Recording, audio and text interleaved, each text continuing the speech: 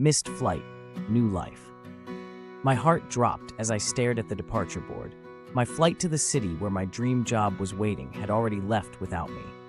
Everything I'd worked for slipped through my fingers in that single moment, and the weight of disappointment hit me like a wave. Slumping onto the nearest bench, I buried my face in my hands, convinced I just missed my one shot at a new life. That's when a voice beside me asked if I needed some company. And for some reason, I nodded. Sitting there with a total stranger, I found myself spilling everything: my hopes, my fears, and the crushing sense of failure. To my surprise, he shared his own setbacks, stories of missed opportunities and wild pivots that eventually led him somewhere better.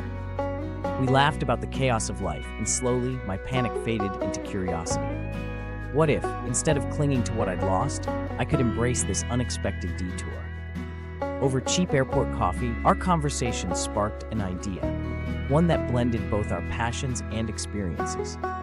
Hours passed, and by the time I bought a ticket home, we'd already mapped out a rough plan for a business neither of us had ever imagined. Something about the way we fed off each other's energy made me believe this wasn't just a consolation prize, but the start of something bigger.